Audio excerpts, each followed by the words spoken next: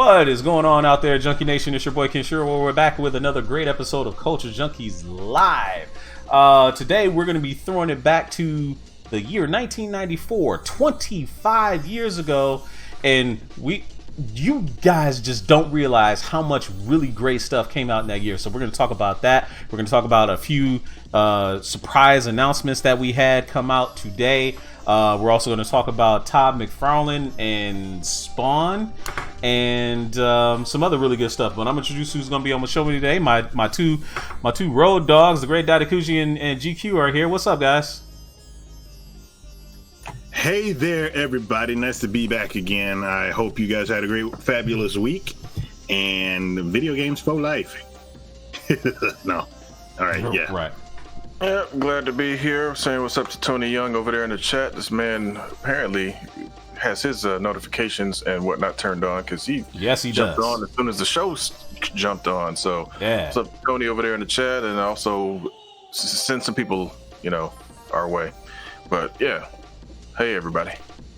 So I want to ask all my junkie friends out there if you can recognize the song that is being played in the background right now. It is tied to our topic right now, and if you can guess it, put it in the comments. I know you two know what this song is, especially you, GQ. You know what this song is.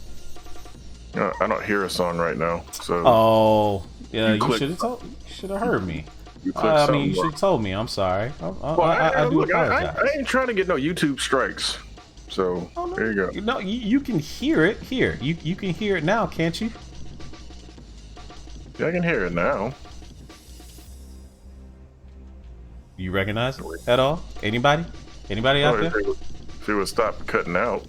Oh, sorry. DeMarco Dante Robinson, he said it burns when she pees. What the hell? That sounds a little bit personal and strange. I think that's a line, if I remember correctly, from Grand Theft Auto, San Andreas, where if you listen to one of the commercials on the radio, somebody goes, "It burns when I pee." Hey, was Laszlo still doing all the commercials in San Andreas? He was doing it in San Andreas. He was? Okay, dude. I swear to God, that dude was the best part of when Grand Theft Auto 3 was like the only one I really played in the series. He made that shit so entertaining. I swear to God, Laszlo is like it was my G, man. I love just driving around, just listening to that dude on the radio. It was just awesome. One of the best parts about Grand Theft Auto, I think one of the things that made it really popular is the radio. So, yeah, right. So, and he's giving you props for getting it. I guess he thought he was gonna be clever and try and catch us off guard. Like, I like video games a lot. Oh my gosh. I just don't buy as many as the people on the internet. Like if you ever look at a dude named Metal Jesus, he has like 3 times more games than I do, and that's fine and dandy because I don't want everything. I just want what I like.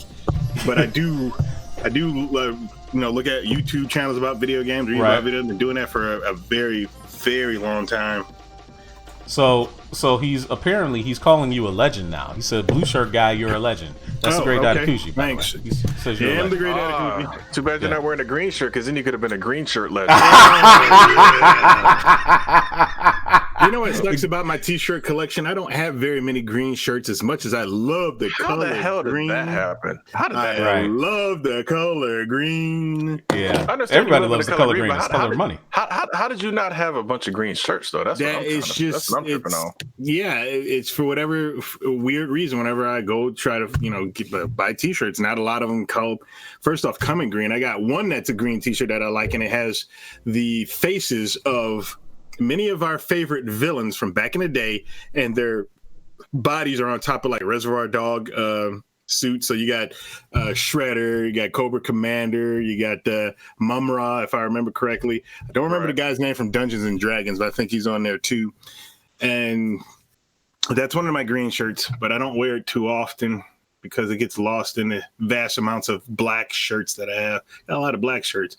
It's also a really great color, even though some people will call it not a color because it's supposedly the absence of color because all the color is absorbed into black, but we're getting a little bit technical right there. Or it's all colors present if you're painting.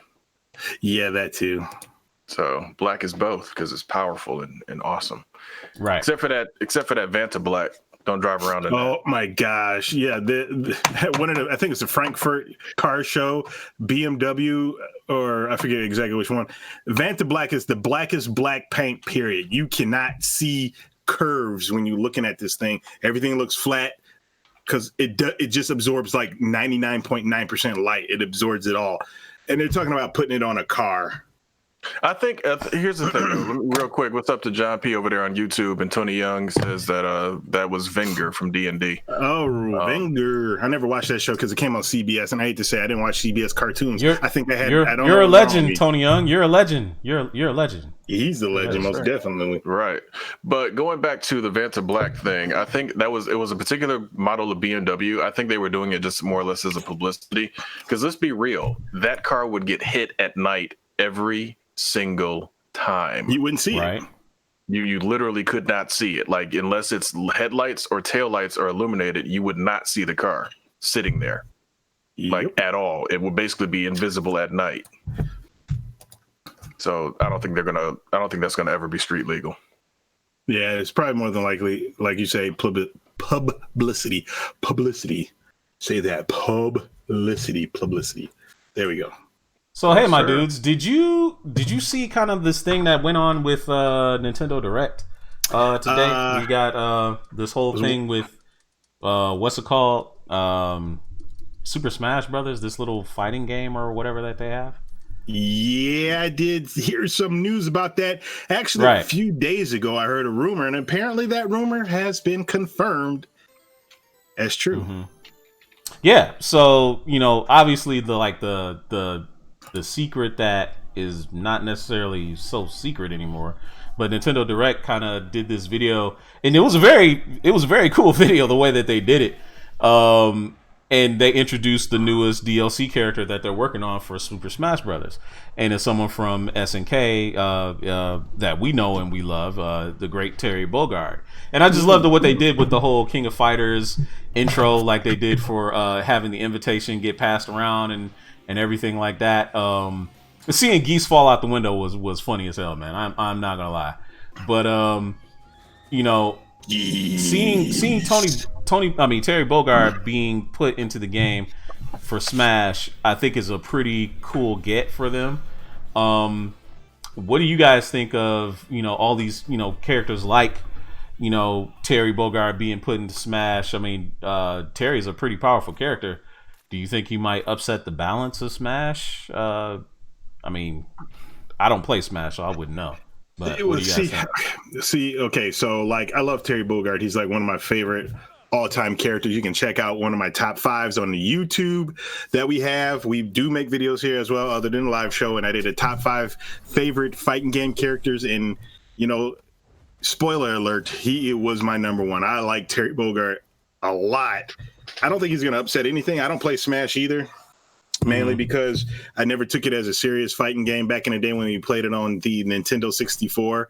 And then when it came out on the GameCube, I played a little bit of that. And it was not like heavy competition driven for me. And it happens to be that my friends didn't think so either, which is, a lot of you guys. So we didn't play and get into it. But apparently, Smash is that game, that deal. Smash is up there with Street Fighter. It is. Smash has surprised me.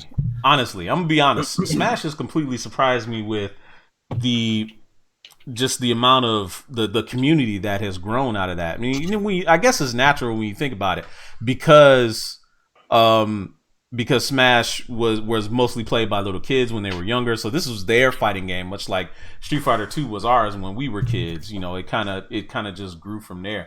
And Nintendo, they know how to hold on to little children, man, for like ever. Yeah, a lot of them are like 30 something, 40 years old, and they're slaves to that Nintendo console, dude. I love my Nintendo consoles, but in the 90s I was a Sega man. But regardless of that, I still had a Nintendo console. I've had them all. Well, I won't say all because I never had a Virtual Boy because I never cared to have a Virtual Boy. But yeah, I mean they do hold courage. They do. Tony Young is right.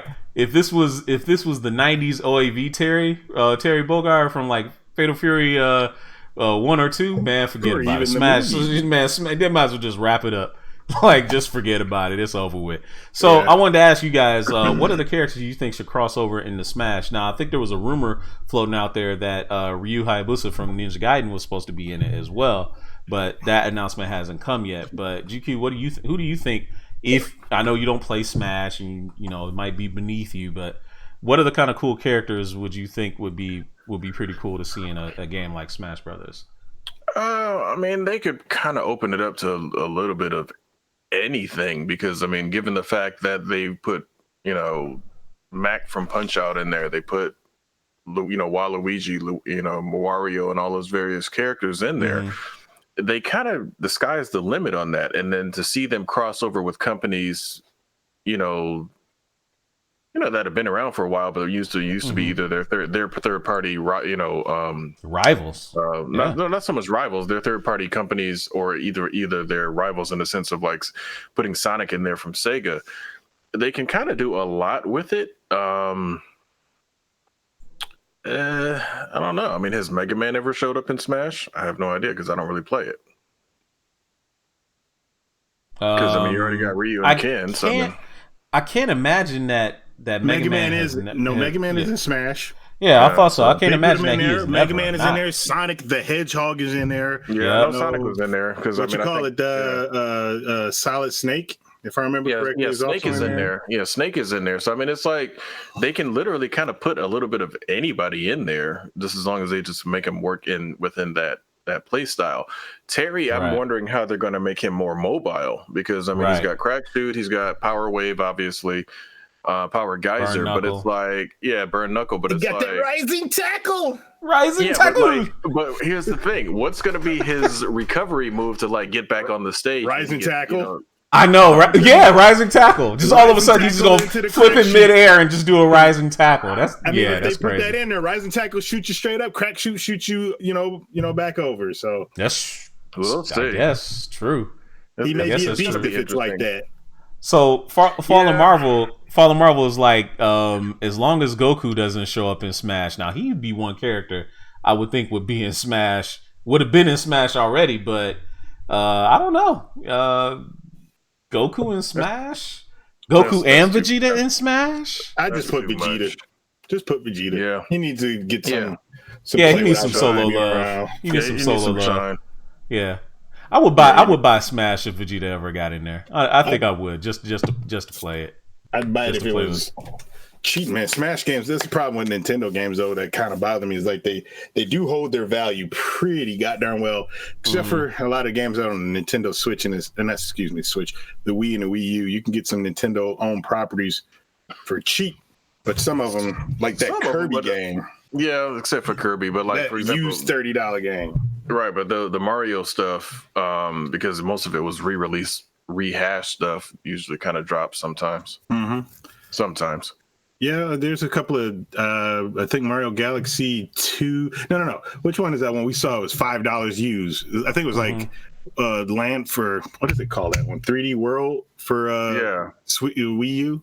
Yeah, like $5. And I was like, wow, that's really cheap used. Most of the time Mario games are 20 and up. That's true. Okay, Tony Young is saying he's just worried that they're going to make Terry a Captain Falcon clone, which is very possible. The Falcon Punch. Well, I hope not. Yeah. Was that the Falcon Punch kind of like the Burn Knuckle? Yeah, the Burn Knuckle. Yeah, kind of. Yeah, sort of. You know, I played Smash on the Wii because I got it for my kids, and that was kind of the only time I ever really dabbled with Smash. Marth was my main. I used to love Marth from Fire Emblem. He was my dude. But yeah, Captain Falcon was another one, and that Burn Knuckle was kind of like it. So all right, so in some other news that's kind of unrelated, but just some quick hitters before we hop in that time machine to go back in 1994. So some other recent news that kind of came out. Remember like back in the 90s how hot Spawn was, and kind of ever since the movie came out and that animated series came out, it's kind of never been the same. Well, I mean, Todd McFarlane is kind of throwing out there that Spawn is going to have 2 new animated series that are in development. One's for kids, one's for adults. Now, yeah. So, go ahead. For kids? Yeah. Spawn for kids. Spawn for kids. Right. Yeah. Go ahead, sorry. Yeah. So we're getting kids to get into Spawn, which is problematic in its own right. And then you're gonna have one that's probably gonna harken back to the old HBO animated series that Keith David was the voice of.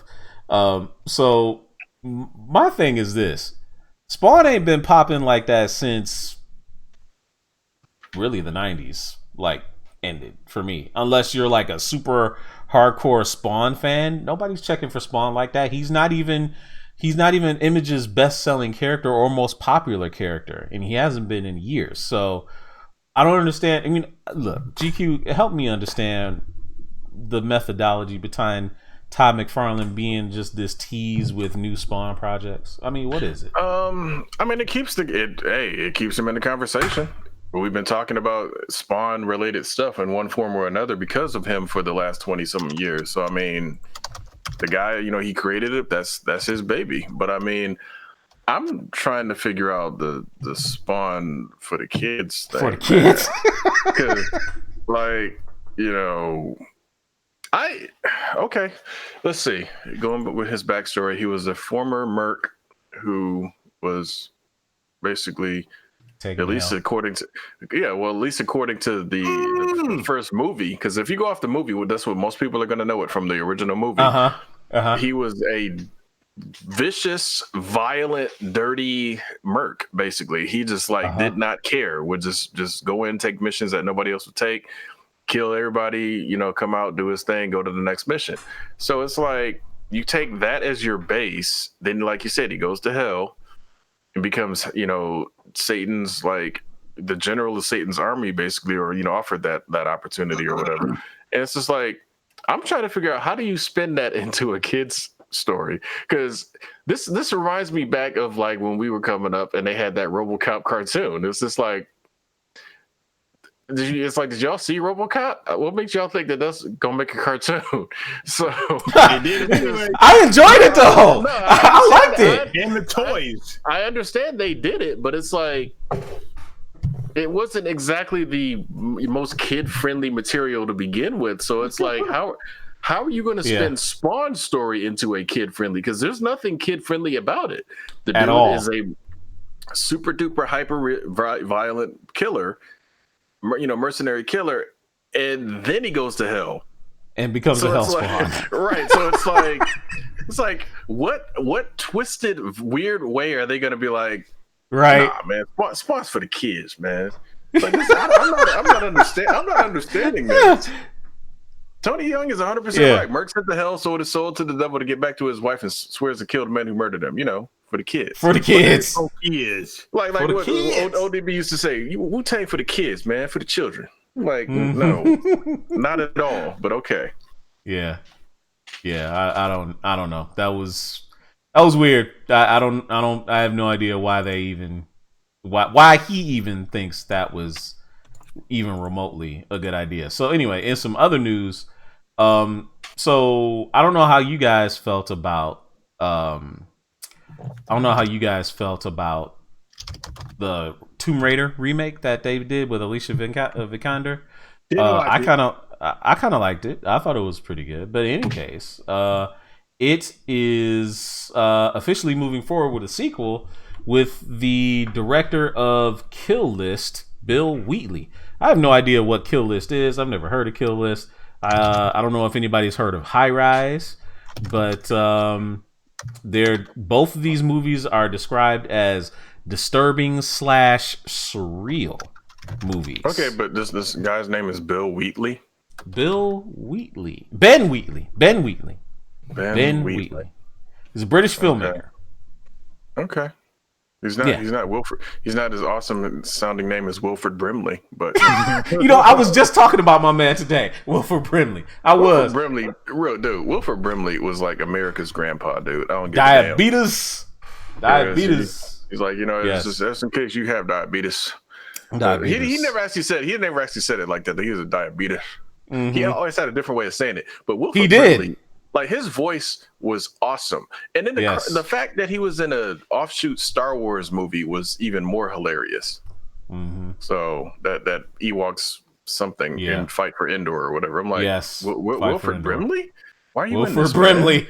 How'd they get Wilford Brimley? I don't get it. Wilford Brimley is awesome. That, and he was always trying to get you to eat oatmeal, always. But hey,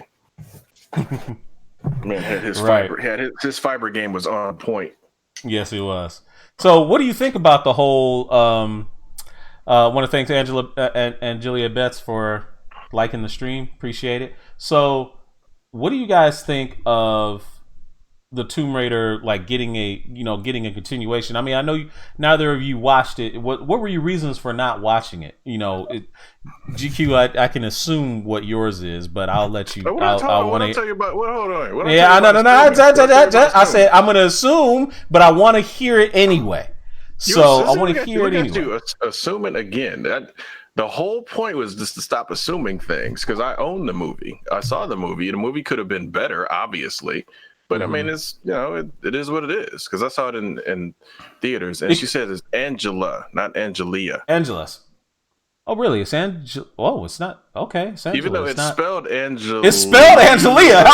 I'm just saying, but I appreciate the correction. It's her name, so I ain't gonna argue. Yes, I appreciate the correction. I apologize. I don't know what you're talking about. I know what my name is, and people still get it goddamn wrong. Even when I say it, I'll say Darren. It right to Darren. them, and they say Darren else to me, and I'm like, yeah. How'd you get that?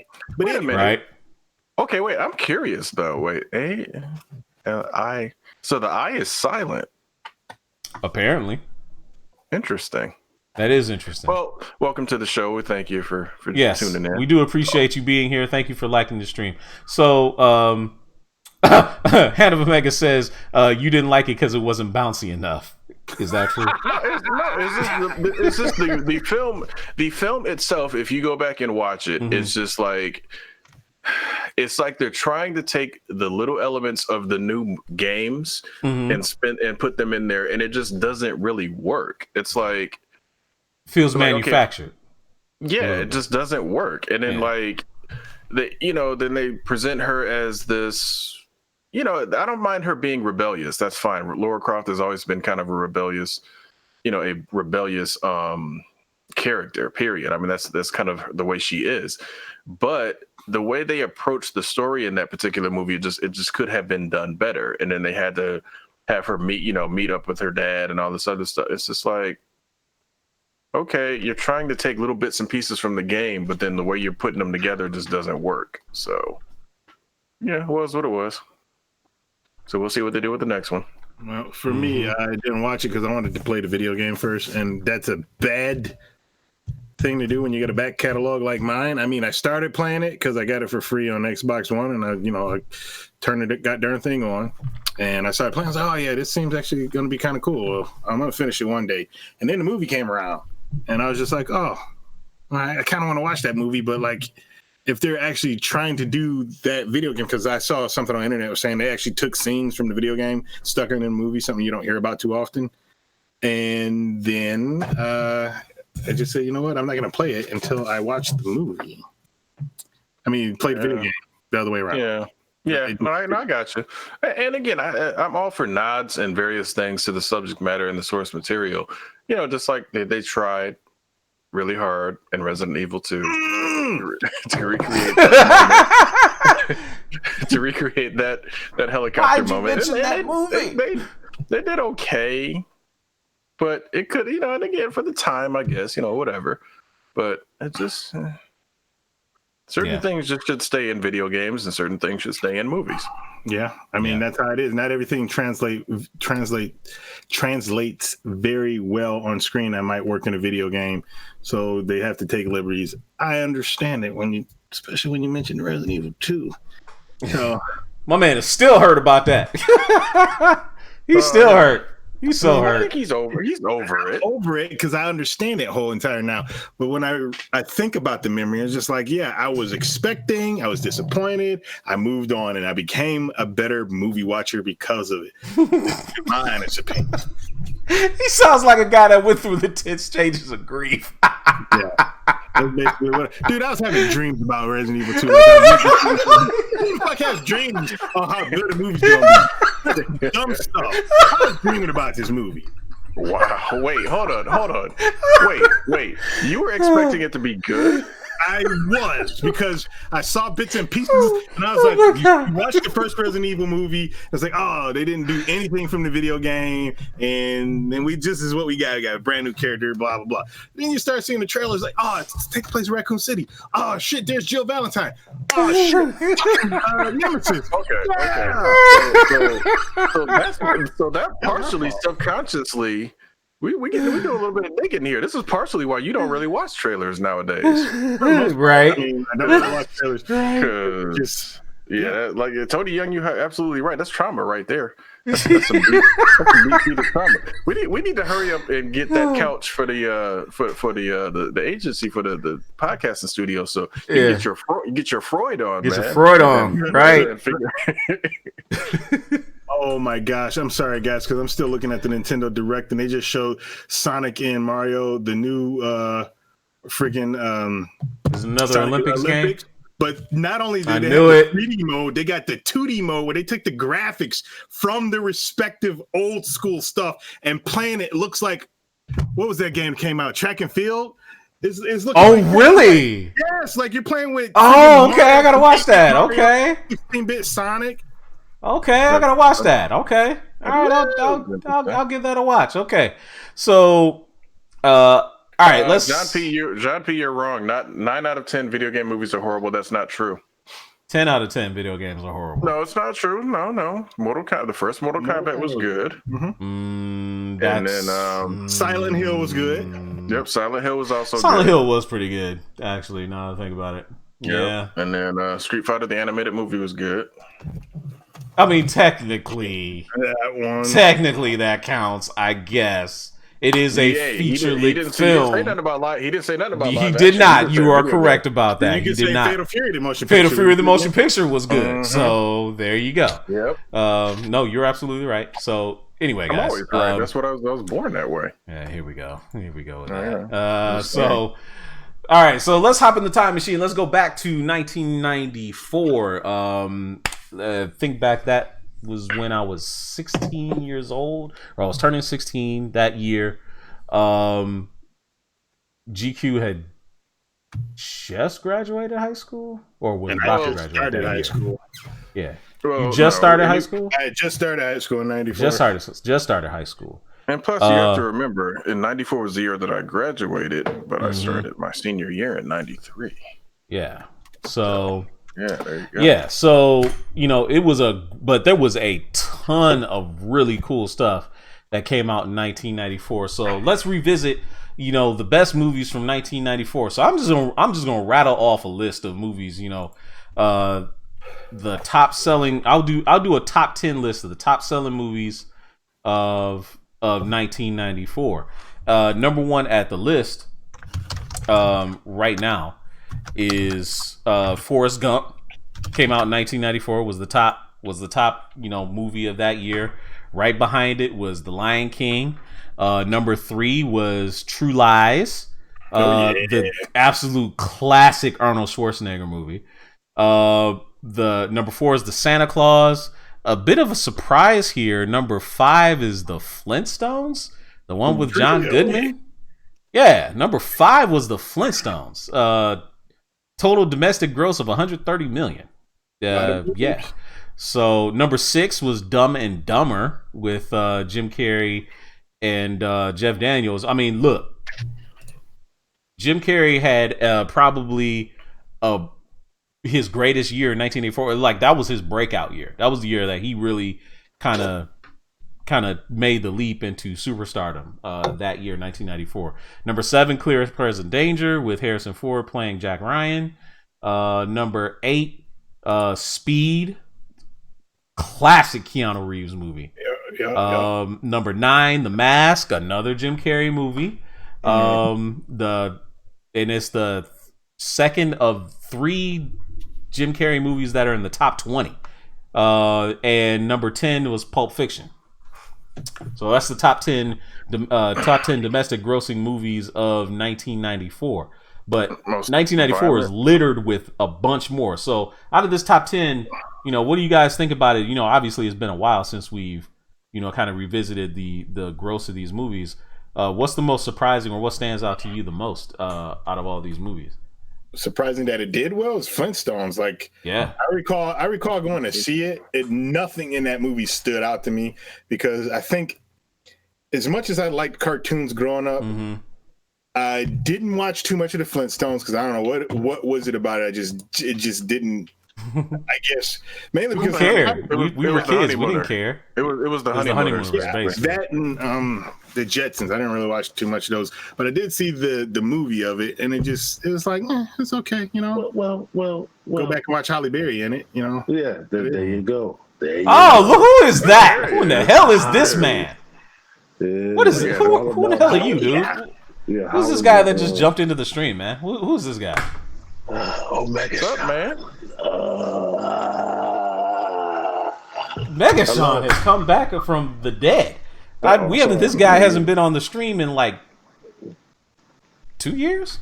Seems like 2 years. It's been a while. It's been a while. It's been a while. What did they say?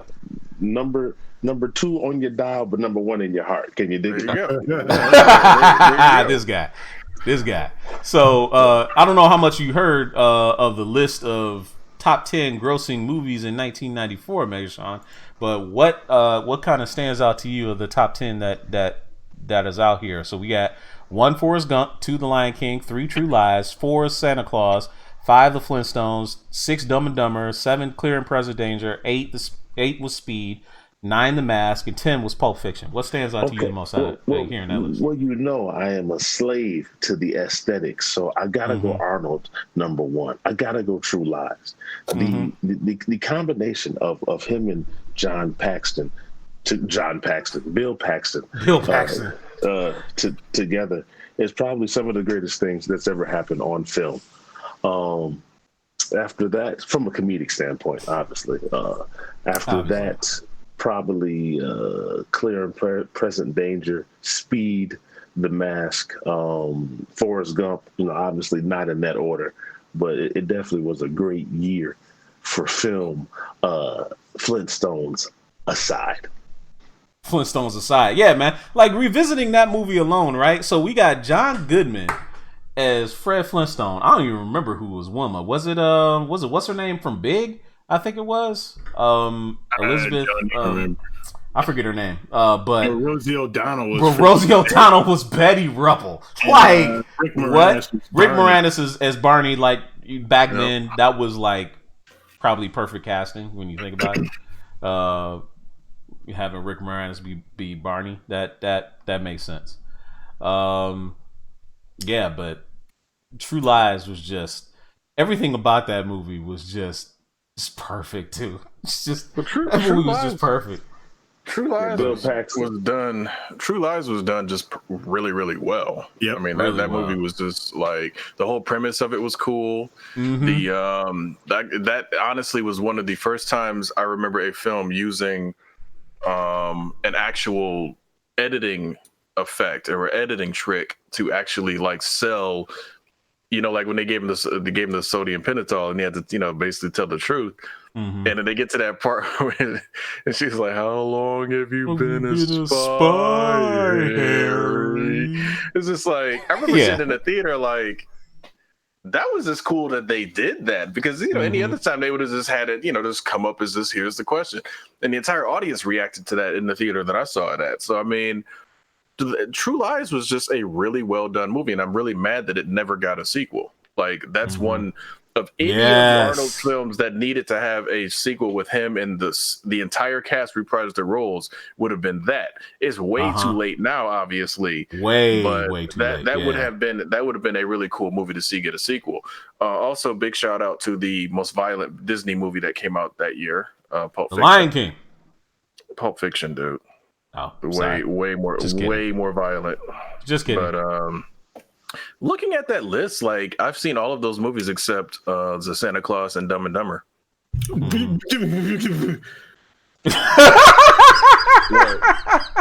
He's like, you haven't seen Dumb and Dumber?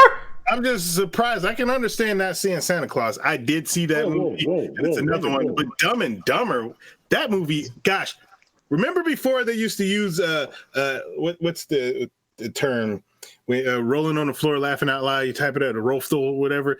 I went to go see that movie. My dad took us to go see that movie, and I literally fell out my chair laughing so fucking hard. Yeah, it was where he was dreaming, and he was doing that kung fu fighting. No, when he was freaking telling the stories or whatever, and he sat down, I was like, wait. He put his legs up and he farted and lit it. I don't know why that was so funny, but to a 14-year-old kid, I laughed my fucking ass off. But you gotta remember, by then I was 17. You're an old ass man, and that's okay. Not even just the old ass part. Like, not even the old ass man, which I will accept because I'm awesome. But just stuff like that isn't funny to me. And I think that's always been my issue with like a lot of Jim Carrey's stuff. Like I liked Liar Liar. I like the premise of it. For me, Dumb and Dumber was like, you already lost me just from the premise of these two guys are idiots. I don't want to sit there and watch idiots interact with each other. Right. And again, who knows? The movie might be great. I might actually enjoy it if I sat down and watched it. But then they try to come out with the sequel when they weren't in it, and then however many years later they bring the two guys back to do it. I'm like, y'all. For me, it's like, okay, was already over the first movie because I didn't even see it. But you really ain't gonna get me for this third one or whatever the Dumb and Dumber is or whatever the heck it was called. Yeah. So it's just like no, because by then I'd already seen Pulp Fiction. I had already seen because again I saw the Flintstones mainly for Halle Berry, like a lot of people have already said. Yep. But it's like I'm like watching Pulp Fiction and Fatal Fury the motion picture and Street Fighter the animated movie and all those other movies that came out that year. Dumb and Dumber was like way down on the list of priority. Even like in my first year of college, like nobody brought that movie into the dorm to watch. It was just it never came up. I mean, watching it now, it's more nostalgic than anything else. But it's just I never forget that because I just thought it was the funniest thing. I'm not knocking the movie. I just think in the sense of more mature. No, it's not even the maturity thing. It's just that type of, because if you've seen my collection, I could probably count on one hand the number of straight up comedy films that are in my collection, and there's very, very few. Machete, don't laugh. But see, Machete, as funny as it is for me, it is still an action film, though. Yeah, I know. I'm just saying. You're right, though. Yeah, but I would definitely put I would gladly take out Dumb and Dumber and put Above the Rim in there. So, my man. Yes, Above the Rim did come out in 1994. That was a great movie in black cinema. Another movie that came out in black cinema that a lot of people really loved is Jason's Lyric. Came out in 1994. I remember seeing that a long time ago. Though. That was like kind of X-rated, but yeah, it was kind of X-rated, but that wasn't Jada Pinkett's boobs. Well, it was a body double. At least what I remember reading a lot later. Okay. Oh, wow. Yeah. Okay. All right, I can believe that. But another one. Tony Young is claiming that Mr. and Mrs. Smith was the sequel to True Lies. No, sir. No, sir, it was not. Stop it. Nice try. Yeah. No, it was not. So another movie in black cinema that did come out that year.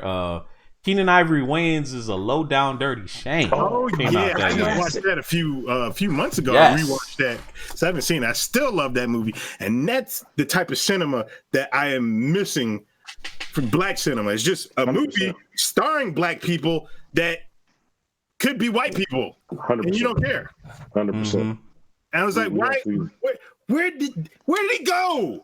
Where'd he go? He was setting stuff up in the 80s, the 90s, and then he's just gone. He would have his way in Hollywood so much now, doing things. Where'd he go? What's he doing? Tyler Perry started putting dresses on. and I think it kind of just threw everything off. But no, that's one of the movies where I watch at least once or twice a month. It's like you said, a great all around film. It had nothing to do with him being black. It was just a man on a mission. Mm-hmm. Yeah, it's just a solid movie. And I think that's with the, not to go too far off on a tangent, but I think that's kind of where a lot of filmmakers miss it. It's just like, look, if you tell a solid story, it's not necessarily that, oh, it's a black lead or it's a black female lead or it's an Asian lead. It's no, if the story is solid and in some ways relatable to a broad audience, it's going to have some success. Now, if it's just outright, just like if you just slant it 100% in this direction, like for example, Crazy Rich Asians, that movie, everybody can understand the family dynamic of it. You don't have to be Asian to understand the movie. You can go in and, oh, dang it, everybody's got a family that, you know, they got that one aunt or uncle that acts such, you know, this way in public, and then mama don't like nobody. Right, exactly. Behind closed doors, they're completely different. Everybody can understand that. I think that's part of the reason that movie did so well. Not just the publicity of, oh, it's, you know, it's a mainly, you know, majority Asian cast. It's no, the story is relatable beyond just being, okay, this is an Asian family. Dude, everybody has this. Same thing with My Big Fat Greek Wedding. That movie, people get it. You don't have to be Greek to understand it. I mean, everybody has family like that in some form or another. So I think that's what a lot of filmmakers kind of forget. It's like, dude, don't go into it with the mindset of, I'm going to make this for this particular audience. Okay, fine. If that audience doesn't like it, now what you got left? Yep. So 100% agree. Yep. So also that year, just real quick, and I don't want to belabor the point too much on being just sticking on Black Cinema, but everybody knows that one of Wesley's best roles was Nino Brown. And that was 94? No, it was not 94. No, I'm just bringing up a point. No. Bringing up a point. His spiritual successor came out that year is Sugar Hill. That was Wesley Snipes' movie that year. Sugar Hill came out that year. That's another good one. That's another good one. I got another good one from that one. Yes, I bet you do. You are Mr. One Liner in our little circle. Yeah. So Hannah Omega's bringing up some good points. So we had plenty of other really good movies that came out that year. Natural Born Killers came out that year. Stargate came out that year. That's one of my favorites. I used to love Stargate when I saw it. Stargate was great. Interview with the Vampire came out that year. Tom Cruise and Brad Pitt. You know, so even and let's do a little something for the kids, because you know the kids are something. So Three Ninjas Kick Back came out that year. Rocky Loves Emily. Yeah, man. Yes, man. Me and my brother used to watch Three Ninjas. Now, granted, you're talking about Kick Back, and I, for whatever reason, don't remember anything about Kick Back, but I remember a hell of a lot about the first one. So you've seen Kick Back?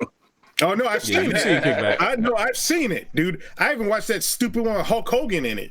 Gosh, but I just don't remember. Kick Back, I think that's the one with Clifton Powell. The boy said, "Sam, we got evidence to collect." He said, "Right now." I'm not gonna watch that one again because it's been a while. Clifton Powell. I just showed my wife House Party for the first time, and he had just a small ass role in that movie. Yeah. Man, been around. You know what's funny though? Like 94, when you think of the year, though, it's like the year 94 was before The Rock.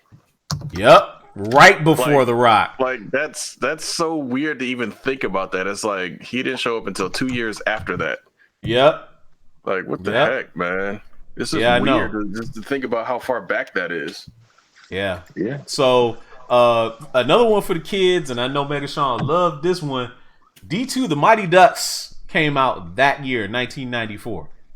Oh man, that's a hood classic. Listen, man, Emilio Estevez and all them kids, and you know, just like I don't know, like for me, it's very nostalgic for me, just because I remember going to my cousin's house. You know, we bust out all his toys and we play for 2 or 3 hours, and then boom, you know, it was time to watch the Mighty Ducks. You know, always a great time. And then after that, then we put on G.I. Joe the movie. You know how it goes. Oh, you know how it is. You know how it is. G.I. Joe the movie. Oh my goodness, that movie, man. I see, and I can't talk about it too much because it's not part of the year, but it's still part of the childhood. But G.I. Joe the movie and Transformers the movie were like, that was Genesis and Genesis chapter 1 and 2, basically. Like that's literally like those two movies, like to this day have never seen a movie more than I've seen Transformers the movie. To this day. To this day. Yep. So just saying. Quick question, real quick. What's up? Well, actually, it's not even a question. Actually, yeah, it is a question. Has anybody noticed? Because I've been busy, haven't been here in a while. Has anybody noticed that GQ is turning into Ra's al Ghul? Right?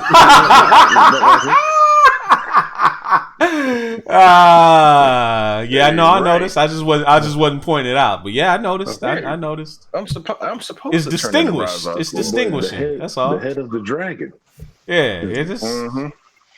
Head of the demon, my friend. But that's head of the demon. I apologize. But yeah, couple other movies that came out that year definitely worth noting. One being The Crow. Brandon Lee. That, supposed to be set in Detroit. Supposedly. Yeah, supposedly. Supposedly. Wasn't it Jim O'Barr is from here, right? Yeah, James O'Barr, but none of the neighborhoods I've ever come across would look like that. Hell no. Rooftops that close together, but right. Arcade games fell down, went boom. Fire it up. Quick Mega Sean. I don't even know what you would call it. Tidbit. Interlude. There you go. Tidbit. Of all the movies I've seen, the one movie that I was scared of was The Crow. Like, get out of here, dude! Are you serious? But no. It wasn't The Crow. It was like how.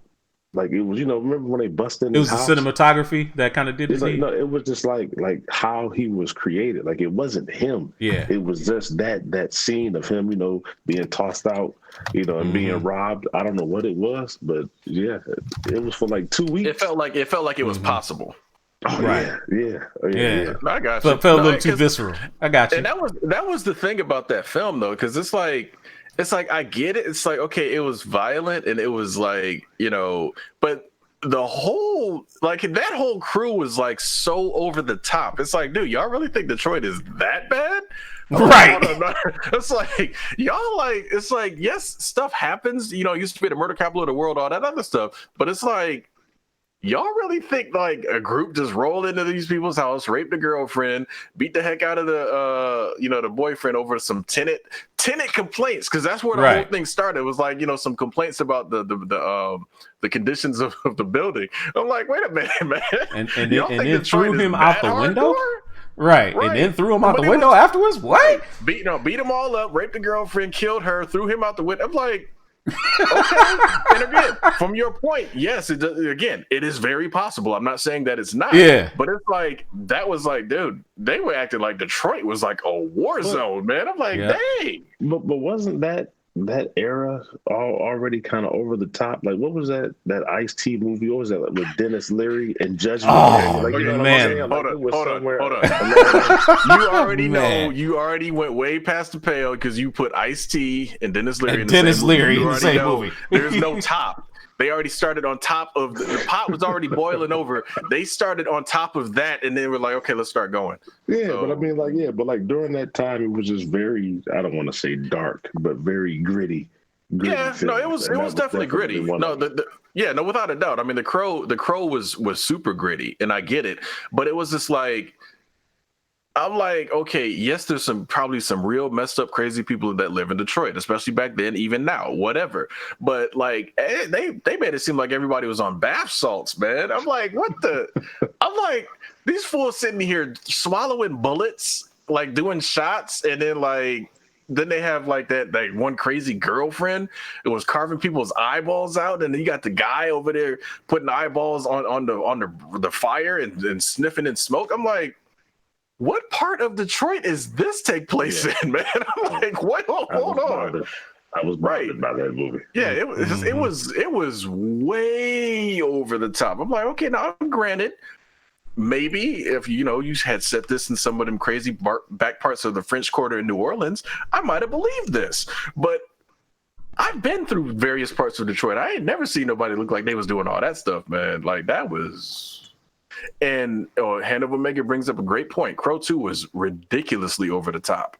Like they went way. They were like, "Oh, where's that line at? Where's that line at?" They went back, They went back, did about 50 squats, and it took off all the weighted clothing and got some spring shoes and took a big running jump and just flew past the line in the Crow 2. Because I was like, dude, I thought the Crow was crazy. Yeah. The Crow 2 was like way crazy. Like, what is this, man?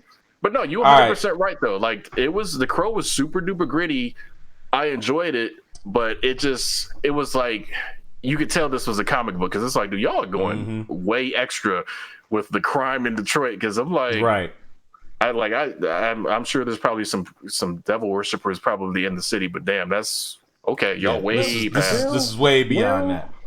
Now, I'm not saying that's not Detroit, but you do remember what they did to Alex Murphy.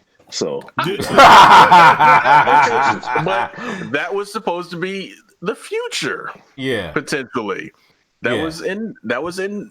I guess technically it was supposed to be old Detroit. So I don't know. Old Detroit. So, but again, and you saw how long it took us to get that. Because Dido and I were talking about it today. It took us forever to get that uncut version of that murder. And that movie scared me when I first saw it. I ain't gonna lie, scare me. When they shot him up like that. I'm not talking about the original, the uncut one. Yeah, the uncut. I was like, holy shit! Like they blew his arm off with the shotgun. Looking at him, blew his arm off with the shotgun, blew his face off with the shotgun, just riddled him with bullets. Yeah, it was crazy. But that brings it back to that point though. All in Detroit. Where in the hell are these people? I'm definitely gonna avoid them. But those, like, they were insane. Like, dude, mental health is way off the reservation. I'm like, okay, y'all do you. I'm gonna be way over on this side of town. Right. So here's a partial list of some of the other really good movies before we move on that came out in 1994. You saw the death of Captain Kirk in the first cinematic universe in Star Trek Generations. The first Next Generation Star Trek movie, which was pretty good. The worst death ever. It was the worst death ever, man. That death was so garbage. I'm just it was bad. But hey, it was pure Shatner. He found him underneath a bridge. Yes. And then he just sit back. Did that make a difference? Fun. It was fun. Like, what? Come on, man. Only Captain Kirk with the kung fu. What kung fu chop, grip, man? Yeah, kung fu chop. No, kung fu grip was G.I. Joe. Kirk was the Kirk fu. Kirk was Kirk fu with that chop. That one chop knocked everybody out except Khan. He got Soren with a couple of good hits too. He did, dude. Okay, hold on. Malcolm McDowell is crazy, but that dude was old in that movie. I could have took him, dude. Come on now. Yeah, he was. So another movie that came out in 1994 that was pretty good. Time Cop came out in 1994. Yeah, I only saw that movie. Cult classic. Van Damme on Broadway. I need to see it again. Still kicking. Yes. Yeah, Van Damme. And we're going into. Go ahead. Had to work his splits in there in one way or another. Mm-hmm. Always. The Little Rascals came out that year. No, thank you. I got $1. Yeah, moving into movies that weren't so good. Macaulay Culkin and Richie Rich. Yeah, no, that's so good. That movie actually was better than most people gave it credit for. Actually, that movie cast everybody pretty much spot on. Cast them right, most definitely. Yeah. And John Long in The Shadow was great, honestly. Blank Check came out in 94. Blank Check came out in 1994, but Van Damme's Street Fighter live action came out in 1994. So hey, that movie gave us more memes and more one-liners. Back then it was like, this is the Raul Julia in his final performance. Yeah, Raul Julia. That was unfortunate. He deserved a better send-off than that. Yeah. You said The Shadow came out in 94? The Shadow came out in 1994.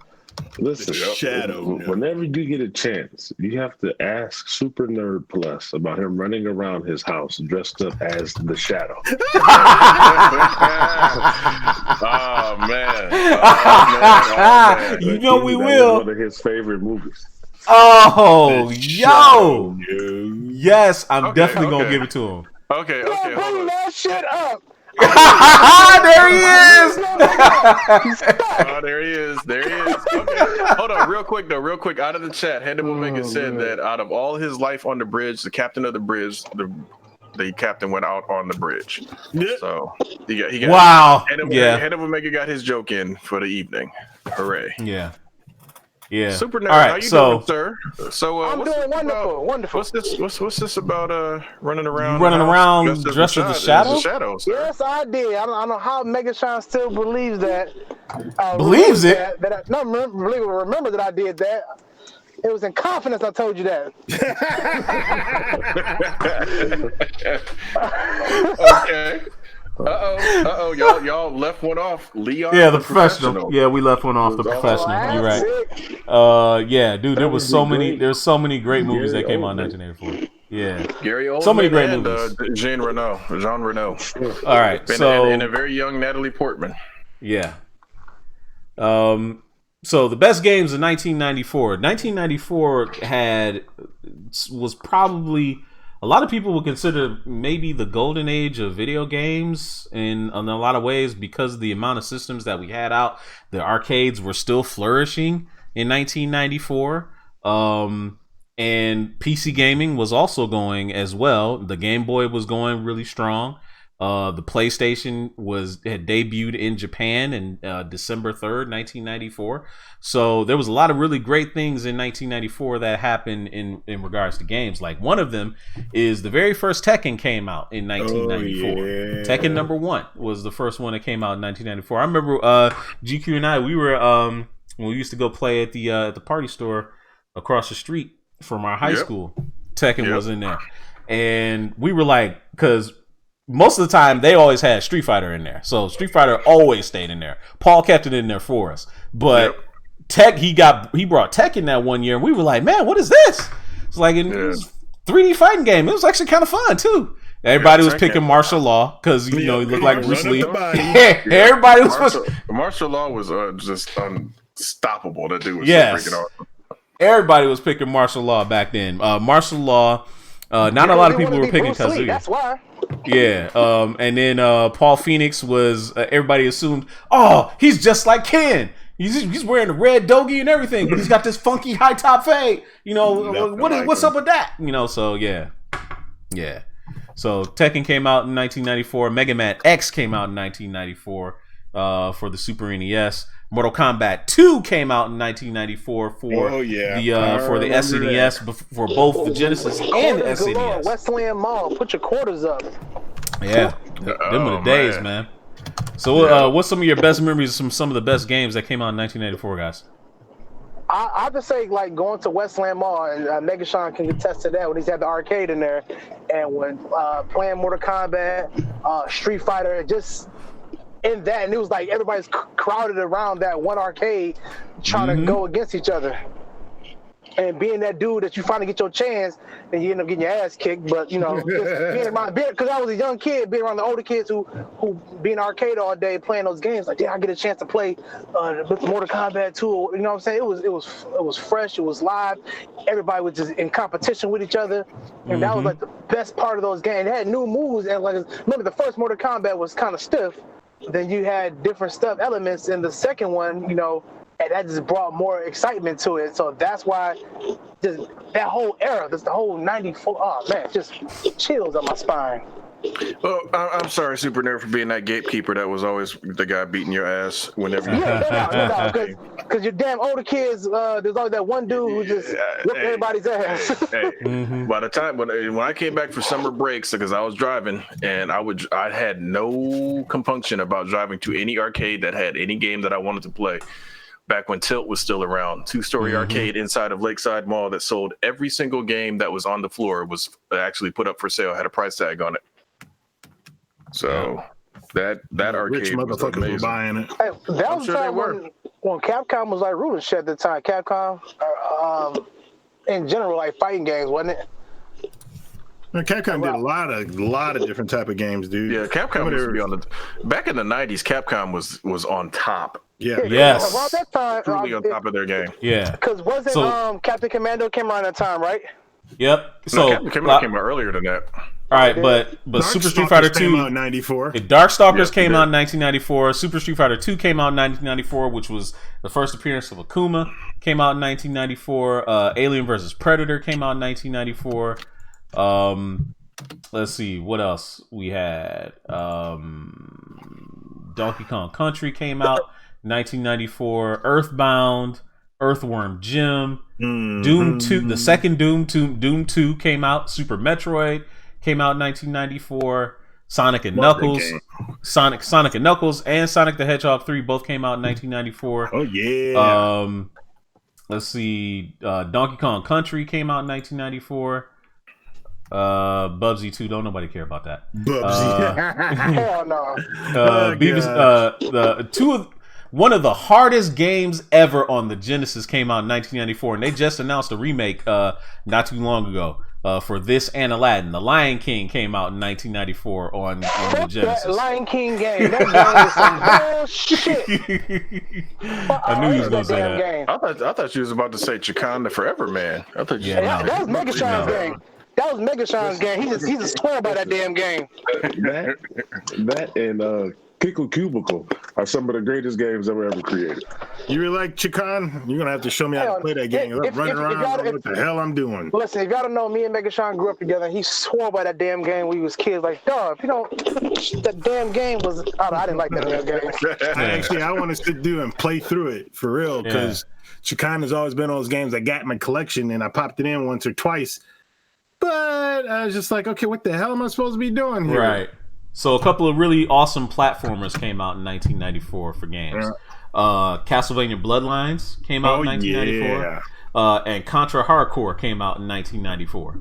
Two of the best that is so underrated just because they came out on a Genesis and because the Super Nintendo, like you said, Nintendo grabbed the freaking kids by the balls. Most people who didn't look the Genesis way didn't even think that those were some. Well, I think what it was is Super Nintendo came out after the Genesis, so I mean it was kind of like it was newer.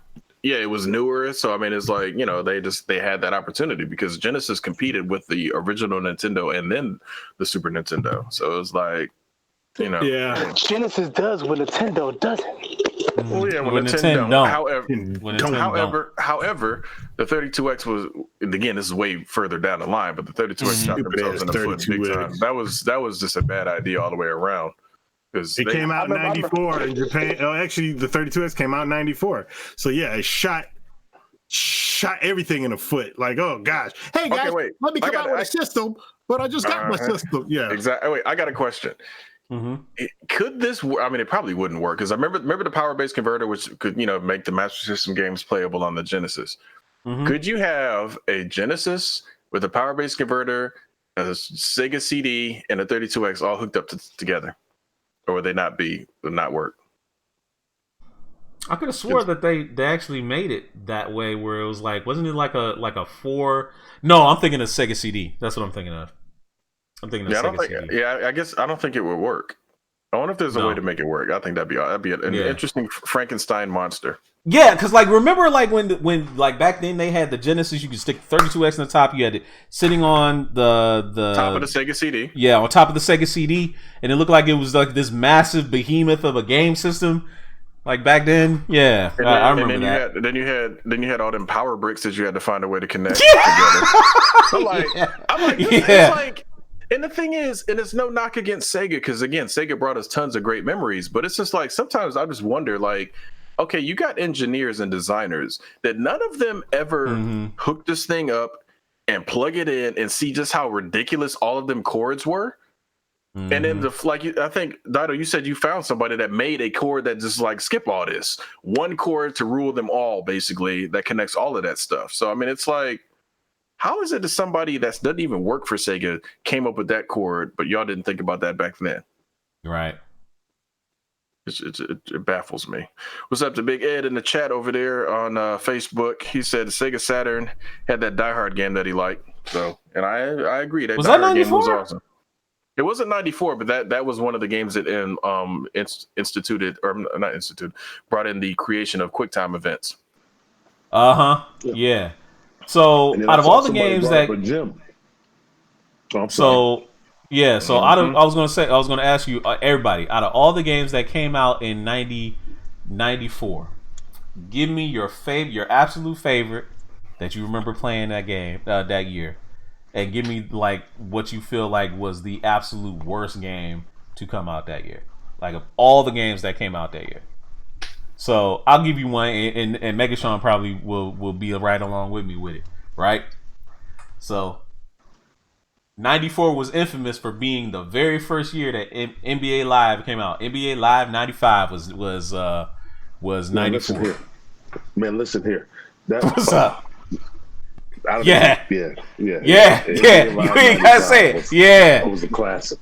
Yes, it was. It started everything. I mean, it did. Dribble in the mother game started everything. Right. And after that, we had Lakers versus Celtics, and then Lakers versus Blazers on the Genesis. Bulls versus Blazers. Blazers. Yeah, Bulls versus Blazers on the Genesis. Well. But Live 95 was a different breed, brother. Yeah, Live 95 was a different breed back in the day. I bet if y'all played that game right now, you'd be looking at it like, what the. Hey, I'd do it. I would do it. The mechanics of the game probably are great, but the graphics is gonna be like, what is this? No, the mechanics would be terrible, man. Because you was skating everywhere in Live 95. Skating everywhere. So that one was my favorite, but probably the worst game I played that year might have been I'll come back. I'll think of it some more. What was your favorite game that you played in 1994 that came out that y'all can remember? Maximum Carnage. Oh yeah. Wait a minute. Was that 94? Maximum Carnage. 94. Yep. Same month for Sega. 94. I don't see it on this list, sir. Oh, wait a minute. Let me look up under Spider-Man. Yeah. Let me look up under Spider-Man. Because it came out for Super NES. Yep, and that red cartridge. Yep, the red cartridge. Yep, with that Green Jelly song playing. Mm-hmm. That boy, Super Nerd Plus might be out here off these alternative facts. I think he might be over there watching Golden Girls. All right. Golden Girls in the background. I just got no. He is absolutely correct. Spider-Man and Venom Maximum Carnage came out in 1994. Yes, September 1994. Yes, it did. Came out the same month as Pulp Fiction. See, and the crazy part, I remember I wanted that game so bad because my cousin was telling me about it, and I was let me borrow. He said, "No, I borrowed my Maximum Carnage, so I had to go rent the damn game." Bruh, red cartridge. You never saw that anywhere. It was a red cartridge. Red cartridge. It was the first red cartridge, but not the last red cartridge for the Super Nintendo. Right. Because Doom was also a red cartridge. Mm-hmm. It was a red. Everybody had to have that game. And man, you want to talk about hard?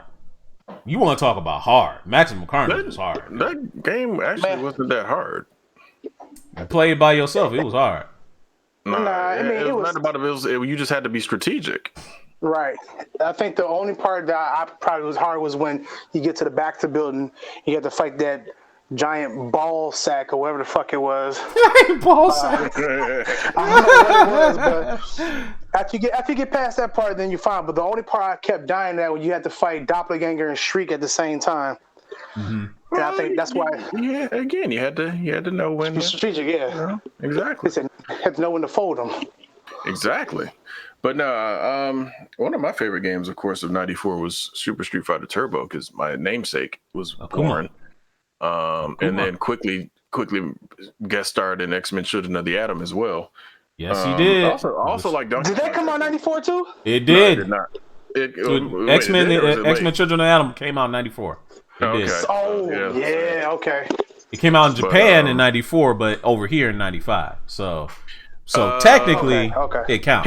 People remember Blockbuster Championship in '94, John P., but nobody owns or has access to it because that was almost impossible to get one of them cartridges. But do remember it. As far as also like Donkey Kong Country for that year, that was an awesome game. That was very unique what they did with Donkey Kong Country back in the day. That was rare back in their prime, back when they were just could do no wrong, and you were like, man, Rare about to push that game back. Good, that means it's gonna come out 100% perfect. Nowadays, it's like Rare is just like, I guess that makes some stuff. Okay, so I'm trying to think. I'm still trying to think of the worst game that I played that year. That's the thing. I didn't really play bad games. So I mean, I tried not to play bad games, but sometimes they were unavoidable in certain aspects. You were curious. You were thinking that the brand would be like, oh, the brand is going to be good. So there's no way. I mean, hey, it's a such and such game. It's got to be good. Nope. Nah, dude. That was still back in the days of $70, $80 cartridges. So no, there were a whole bunch of games. Oh, right. That's what I mean. Like, I would never be buying. I would be renting those games. Like, I was a master of looking at the backs of the boxes and figuring out if I was really going to like it or not. Oh, so you were judging a book by its cover, basically? I judge people by their covers still, and have not suffered any loss from doing so. So, real quick, while you're looking for the bad game, to go back to the cartoon that I believe that was The Hand of Omega, which I'm gonna have to talk to him about that name. But anyway, with The Hand of Omega, when he talked about Gargoyles came out in '94. Yes, it did. Yes. Yeah, we're getting we're jumping ahead. I would hum the theme song. I just don't want to get a copyright strike. Swear to God. Gosh, you're making money off of our stuff. Like, don't hop ahead, because we're gonna cover cartoons and stuff later. So just I know he's kind of just shooting off at the hip. What comes to his mind. So I get it. Also, to let Tony Young know, this is not a frosted mug. This is actually a very awesome mug that I got at Comic-Con, which has the Imperial logo surrounding a Cobra logo, also engulfing a Decepticon logo. So in and of itself, this is the most powerful mug ever made. Period. I just noticed on this, you can't really see it because it's, it's got the liquid, but it's awesome. It is awesome. Yeah. So you know what? One of the worst games that I played that year. Remember they used to always make wrestling games back in the day. So one of them, there was a WWF Raw game that came out that Acclaim made. Wasn't very good. Dude, you already said the magic word, Acclaim. So I already meant it wasn't going to be good. Right. Acclaim, aka LJN. Yep, Eddie, Batman the Animated Series came out in '92, so technically, as great as that cartoon is and always will be, it is not a '94 creation. But one of the greatest games made from that property came out that year. The Adventures of Batman and Robin came out that year. That is also true. That was one. I think that was one where like you really saw the difference between the Genesis one and the Super Nintendo. Right. Because the one on the SNES was very much like the cartoon, and the one for the Genesis was damn near a shooter. It was like a shooting game.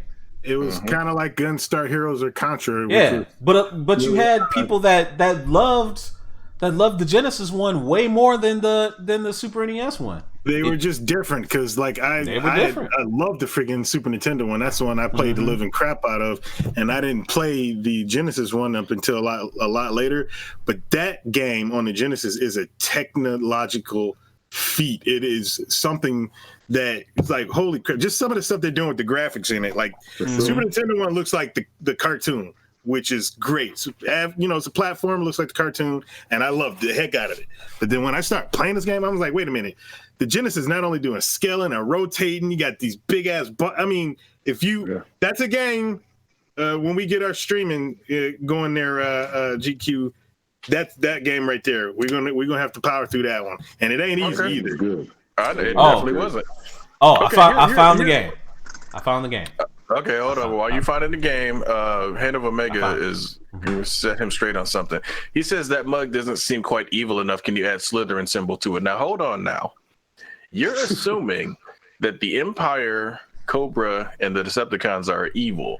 The Empire represents safe and secure society. Cobra represents healthcare. And the Decepticons are just awesome. So I don't see where you're getting evil from. Right. He takes a great offense to that. But no, the bad game that I'm talking about, and this is one that Paul got for us at the store as well, and I remember playing it more than a few times. Remember Bloodstorm, the sequel to Time Killers? Yes, I do. Yes. I do. I think I was like one of the only people that would play that game religiously. Everybody else was playing like Tekken or Street Fighter at the store. I was playing Bloodstorm. It was so bad, but I just had fun playing it. It was like, dude, it was like one of the games that was just ultra violent just to be violent. Like they were cutting off limbs and you could still fight. Like I remember one time, the computer was fighting against me. He had cut off my legs. But I was playing a guy that had like a laser eye, so I just kept shooting him with the laser eye, and I still won. Even though I had no legs, I couldn't move. You got the legless victory. Yeah. Yeah, there was a bunch of games trying to capitalize on the Mortal Kombat craze back then. Just none of them did it as well. No, they did not. No, they did not. What year was that wrestling game where they had like these weird superpowers, like Doink could fold a ball? Oh, you talking about the WWF WrestleMania game? That was like 95. Just punch you out of the ring. Oh, okay. That was like 95 or 96. That game was all sorts of fun. That game was fun. That game was really fun. It was the NBA Jam equivalent for wrestling, basically. Yeah, it came out in 95. Yeah. Okay. I knew it was close. They're ready next year. Man. Eddie talking about the fake Mortal Kombat Eternal Champions. Yeah, Eternal Champions wasn't even close to Mortal Kombat. Yeah. Gosh, I used to love Eternal Champions till I played it now as an adult, and I'm like, this game, I don't like it. Man, you played it, Johnny Coogee. That shit was terrible. Yeah, we were playing it. I was just like, I can't believe I like this game. Hey, back then you didn't know no better though. Yeah. Sometimes you get a game, you like, oh, this is the greatest thing ever. Sliced bread, baby. Man, and it's like oh. And the PC was full. The PC gaming was full of really great games. I remember plenty of them were shovelware. Let's be honest, plenty of them were shovelware. TIE Fighter was not one of them. TIE Fighter was probably one of the greatest flight simulator games. Well, yeah, it was like one of the greatest flight simulation games ever made because you were playing. It was the sequel to X-Wing, but you played as a member of the Empire, so you're fighting for the glory of the Emperor and stuff like that. It was and it was a much better game than X-Wing was. Even though X-Wing was an excellent game, TIE Fighter was the better one. And a lot of people will admittedly say that. One Must Fall is one of them games. I wish Will was here. I wish Will was here because me and him used to play One Must Fall all day long. I love One Must Fall. Now was it the One Must Fall the robot one, right? Because there was a one. There was Rise of the Robots as well. It was Rise of the Robots that came out as well. I heard that game was garbage. Yeah, it was garbage. It was garbage. Shaq Fu came out that year. Oh, really? Yeah, Shaq Fu came out that year. I missed that one. Let's see. A couple of, Super Bonk came out that year. Now there was a game. I would kind of wish I like regular Bonk's Adventure. I did not like Super Bonk. Never played Super Bonk. You want to buy one now? It costs you $70. Yeah, they didn't need to do that. Primal Rage came out that year. Sim Tower, Sim City 2000 came out that year. Hey, when Primal Rage came out, was that the one you had to put the 32X to get the add-on for the blood to come out? No, Primal Rage I don't think had any. Primal Rage was the dinosaur fighting game. Dinosaur. Right, but the port. I'm talking about the port. When they port to the home console, I remember you had to put an add-on to it just to get the fucking blood and all the disgusting. I don't recall that at all. No, it's just a blood coat. For Primal Rage, I know Mortal Kombat had a blood code. I don't remember. I know Mortal Kombat did, but I don't think. I don't remember Primal Rage having one. So I think they dropped Primal Rage at that time. Yeah, Primal Rage didn't, but yeah. Yeah. Virtua Fighter 2 came out that year. Yeah, baby. Ultima 8, excuse me, came out that year. Never played any of those as well, and U.S. Navy fighters. But a bunch of really, really bad games came out that year. But you know, a lot of them were still really give us a lot of memories. So one of the funny things I do remember, though, I remember Mortal Kombat for the PC.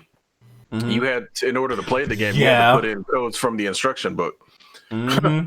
That was the what was it? That was the rights protection, basically, to keep you from stealing the game, from copying it. Yeah, like you literally had to put in like various words from the instruction book. I remember that. Yeah, I remember that back in the day. I think a lot of no, they were not. You used to have a kind of a top-notch computer in order to play that game with a decent frame rate, and if you could do it, you know, it was like practically arcade perfect. You know, what was so crazy about it though is that game was on 3 discs. It was literally 3. It was literally 3 floppy disks. Like you just had to load up 3 floppy disks, and that was Mortal Kombat. I'm like, it's crazy. It's like something seems wrong because that's only that only adds up to like 4.5 meg. So how in the hell are y'all getting this to work? And it worked. It was, you know, it wasn't great, obviously, but I mean, it was a pretty decent translation. I'm like, wow. Mm-hmm. And shout out to one of the probably most underrated games that came out on the SNES that year. Teenage Mutant Ninja Turtles Tournament Fighters came out in 1994. Dude, that game was good. You know, it's crazy. They're still playing that game at Evo. I was watching. You kidding? Are you serious? Back up. It was the major one that came right before Evo. I was looking at some and they were playing tournament fighters at this tournament. I'm just like, really? That game was crazy good. What they call it? What they call it? Something corners. No, I forgot what they called the tournament. Yeah. But what you call it? Because I think I was looking up some stuff for just trying to find some super turbo, like, you know, gameplay or whatever. And they had friggin' tournament fighters, and I was like, what the heck? Yeah, so, Tournament Fighters was crazy good back in the day. Very underrated. Very underrated. Very, very underrated. All right, so the next thing that came out that year, so some of the best comic book storylines that came out in 1994. So obviously trying to remember, Age of Apocalypse kind of started to kick off that year. Let's see, I'm trying to remember. Action Comics 700 came out that year. That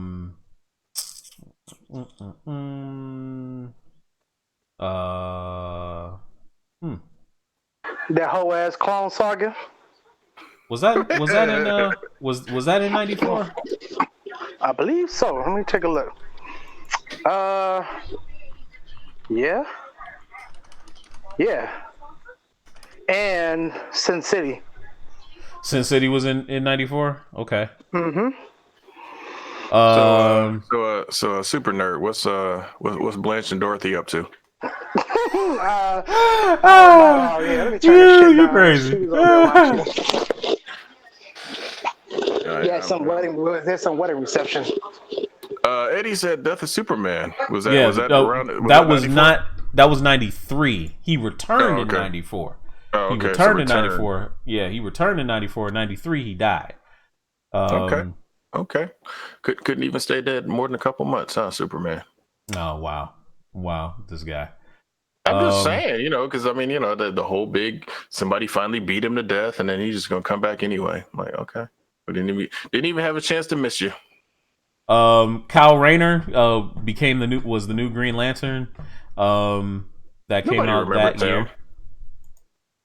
They remember what happened to his girlfriend. Well, whatever. Yeah, what happened to his girlfriend was kind of bad. If you have to be defined by your woman, that means that you're not a very. Damn, that's cold, man. It's the truth, though. It's the truth. Guy Gardner still got a name out there, even though he sucks, but he still got a name, though. He got his name out there because he got one-shotted by Batman for running his mouth. Who doesn't though? Gene. Oh, okay. Yeah. Scott and Gene got married in '94. Yeah. Wolverine's Wolverine's adamantium skeleton. Eddie said that one, but that was the dopest thing. I still have that book, of course. Fatal Attraction. Yeah, X-Men that was one of the dopest things that happened that year. 25, I believe. Yeah. But yeah, Gene and Scott get married in '95. I think I have that book too. Garbage ass characters. Both of them suck, man. They Jesus. They do. This I don't guy. like either one. I don't like either one of them for real. Like both of them are boring as all get out. Oh man. Hold on. Oh, Hand of Omega says, is that when Bane broke the bat? Trying to remember. Because I have the Nightfall graphic novels, but I don't remember what years they came out.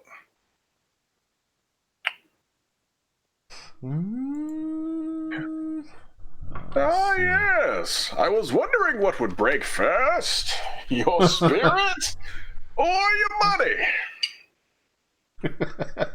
Yeah. Let's see. 0 Hour came out that year, so no. That Nightfall happened in '93. Basically. Dang. So they broke. Hold on. So no, Superman died in '92. Sorry, Superman died in '92. My bad. Oh, okay. So they was see again. Superman is so boring they had to kill him off, but Batman is so hardcore that like they couldn't even kill him. They just had to break his back. That was it. Because he's that much better than the Man in Blue. What? Hey, they also had Batman and Spawn. Yes, Batman and Spawn, the crossover happened that year. That's true. Batarang to the face. Yeah. Can you imagine? You're right, GQ. They couldn't do the crossover with Superman, so Batman got the better crossover. Superman sucks. Well, Superman is just overpoweredly annoying. True. Okay, hold on. Oh, wait. Power Rangers came out a year earlier. Nope. But the Power Rangers video game in '94. Okay, Hand of Omega. I see you over there. Yeah. Yeah. So, not a whole lot happened in comics in that year, admittedly. So, well, I mean, again, you just killed Superman, and then Batman broke his back, and it's like, what else are you gonna do? Again, Marvel was killing it with that ripping the adamantium out, because that was even the way they described it was so messed up. It was just like Wolverine's entire body is just racked with magnetic fire, and then it begins with a slight tug, almost like a little tickle, and then the adamantium starts to pour out of his pore. It was like, damn, just the way they described it was so freaking awesome. I'm just like, okay, that's awesome. That's messed up. And Xavier wiped his mind. It was like, dang, they were not playing. That issue. No, they weren't. That issue was wow.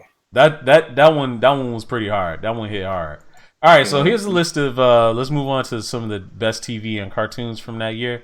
So I'll do some cartoons, and this will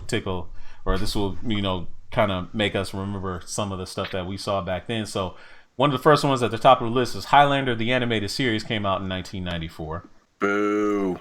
Phantom 2040 came out in 1994. Boo. They made a Free Willy cartoon. I watched those. I understand that you did, but still, boo. They made a Free Willy cartoon? What the hell? A what? Who? A Free Willy cartoon. Yeah, you don't remember I know that. No, why would I even try and remember that? Okay. Free Willy. Wow. Mega Man came out in 1994. The Japanese, the one that was done by Ruby Spears and Capcom. Came out that Mother year. effing reboot. Yep. Wait a minute, Reboot wasn't 94. Oh no, it was 94. Sure about that? Reboot was Yes, 94. Was. My bad. No, my 90s nostalgia is very strong, my friend. Apparently. So, for anime fans that might remember this, Blue Sea came out in 94. Macross 7 came out in 94. DNA Squared 94. Magic Knights Rare came out in 94. But for a lot of people that loved this in the 90s, that when it came out over here, G Gundam came out in 94. And a lot of people, you know, a lot of fans over here in the U.S. love G Gundam. That's like their favorite Gundam series that came out from back in the day. I thought Gundam Wing was like the no, series. they loved G Gundam more because G Gundam was more about was mostly about fighting, like hand to hand fighting. Yeah, I don't remember G Gundam at all. Yeah, G Gundam was came out afterwards. Let's see, BattleTech the animated series in 1994, Aladdin the animated series was out in 1994. Real Monsters. Real Monsters came out in 94. What year was that when they was doing all them cheesy Gundam commercials and everybody's talking about how long it took them to build their Gundam? Oh man, that was like when Gundam Wing came out. You talking about when the Gunpla models came out over here? That was like what, 1998 or 97 or 98? I think. Don't know, but all those commercials seemed like extra try hard. They did. They did. They were like super try hard. They were like level 5 Gundam. Yep. Yep. I remember that. Dude, it's a plastic model, man. Like, you want to impress me? Go out, find one of them testors. Remember testors models? Go find one of them testors Lamborghini models that had working lights. Put that bitch together. They put that together. Then you can come back and tell me how long it took you to put your Gundam together. Like, man, whatever, dude. Gundams were a breeze for me after I built some of them testers kits models. Level 6 Super Gundam. Yeah, I want to hear it. 16 hours. I'm like, I want to hear it. Like, I don't care. You know what? How about this? I got this little miniature, super deformed, super big head Gundam. Put that together in 10 minutes. Right. So I don't want to hear it. So a Pinnacle cartoon came out, which I still watch to this day. Wildcats, Jim Lee's Wildcats. Yeah, Wildcats came out in 94. Listen, I still think that, hell yeah, look, Ice-T, I still think Ice-T's rapping the intro of that song. I don't care what nobody says. Ice-T. It's okay. Possible. But we're heroes, not zeros. No, I get you, but like they messed up so many of the characters in that show, though. Yeah. They just couldn't make them look right because they couldn't do it right. They had to unsexy all the cool women characters. Right. Voodoo didn't look right. Void didn't look right, and neither did Zealot. Zealot couldn't cut loose like she did in the books, and that was the part to me that was kind of like super disappointing. Right. Okay, hold on. All right, Eddie bringing up Tick and Daria, Doug. Daria came out in 97. Which one? Yeah, Daria came out in 97. But he said the Tick did come out in 94.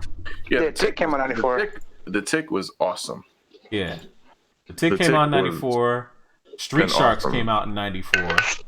But Mike from Mars, when that come out? Spider-Man came out in 1994. I know, right?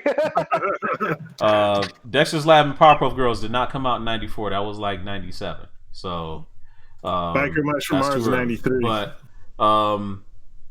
But Spider-Man came out in 94, which is one of the greatest animated series of all time. Space Ghost Coast to Coast came out in 94. Mutant League, based on Mutant League Football, came out in 94. The only episode of Space Ghost Coast to Coast that matters is the Body Slam episode with Randy. Oh, yes!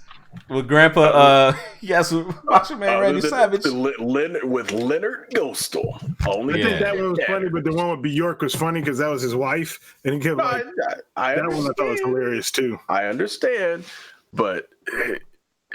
Just Macho Man in that voice, man. Yes. that episode was awesome. So classic.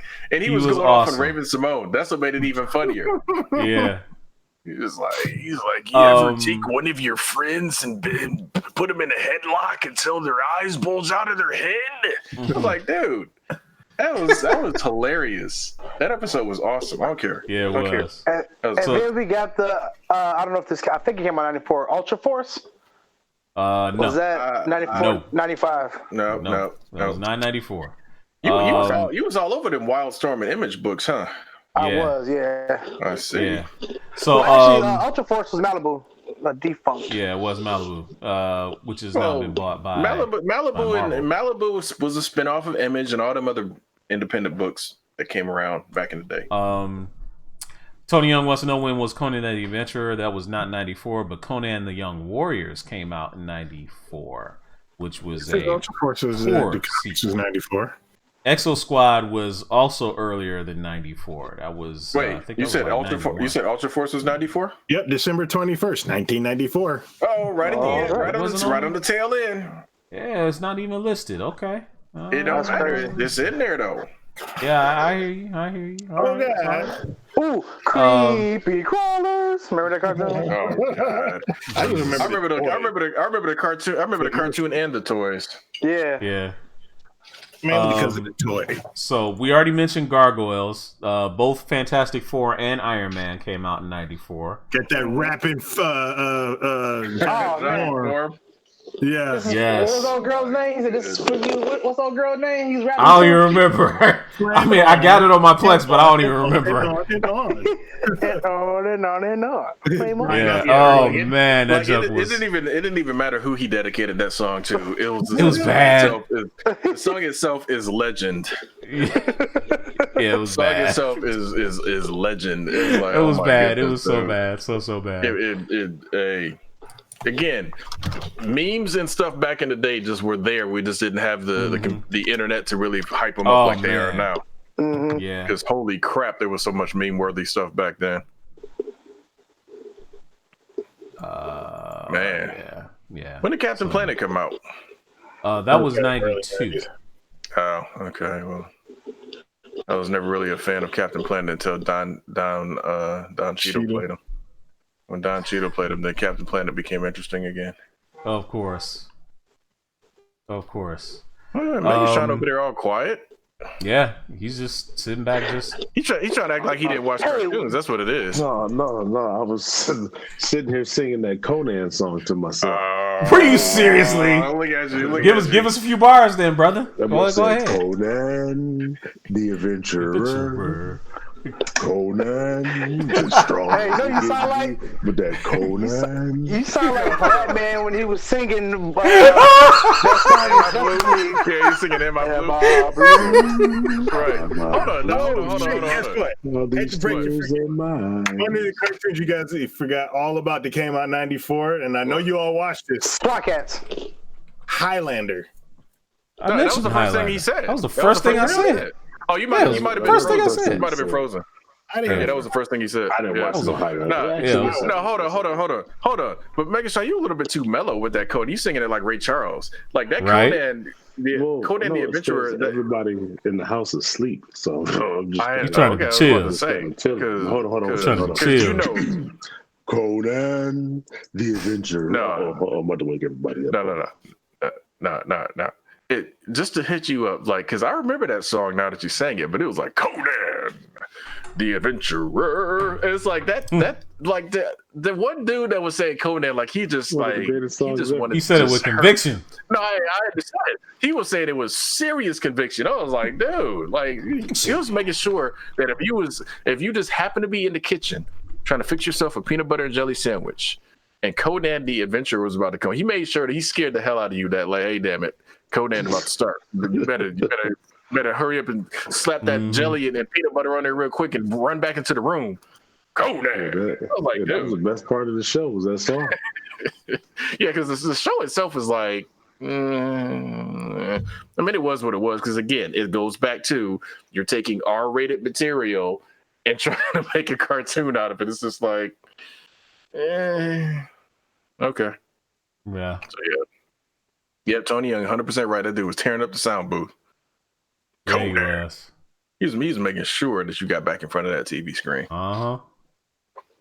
Hey, remember this is not a product of just 94. This is also during even earlier years. Remember them fake ass sweepstakes that they would always be running on Channel 20? Like, and it seemed like nobody ever really truly knew anybody. Oh yeah, like they run them on the commercials with the cartoons. Yeah, I remember that. Yeah, man. Like, did anybody ever know anybody that actually won one of those things? Right. Like, man, I'd always get the busy signal when I'd be trying to call in. Be the seventh caller. I'm like, talk about those friggin' I actually found a video. Remember those stupid things in the magazines we used to read back in 1994? Where the Mega Rig. Yeah, I found a video that explains all of it. Where people supposedly had won it, but they never got their stuff because it was a scam. Yeah. It was it wasn't so much a Ponzi scheme. I mean, I guess it sort of kind of is a Ponzi scheme. It's a Ponzi / pyramid scheme, actually. I'm gonna put the link in one of the whatchamacallit so you guys can all because the guy that was running, it was basically one guy that was running that actual contest. And he would always basically put the ads out there, and then of course the first the puzzle that was in the magazines was always super easy to solve. But the whole idea was you send that puzzle in, and you get sent back a harder puzzle with different words for work, more points, and all that other sort of thing. So the thing is, all of the puzzles you had, the puzzles after the one in the magazine cost entry fees. So the guy was basically collecting entry fees with more or less the thought that nobody would ever be able to earn enough points to basically win the mega rig. And there was one guy that basically kind of kept going higher and higher and higher and basically should have won it. And like Dido said, he never got his stuff. And never got his stuff because the guy claimed he went bankrupt. Yep. Going through bankruptcy or something. Right. Yeah. And then would open up a different company and put the same, ad back out there. And the worst part is, it's like, you look at the mega rig now, it's like, I have a mega rig and then some. Oh yeah. It's like my rig be. Right. It's like my modded PlayStation Classic, my TV, my PlayStation 4, my Xbox One, and my cell phone kind of mega rig. So it's like I don't even need it anymore. But back then, man, looking at that, the ads was like, oh, I want all of it. It's awesome. Neo Geo and a big old horrible CRT. That also wasn't CRT. It was one of the projection big butt TVs that he was trying to give away. So looking at it now, I don't even think I'd want the mega rig.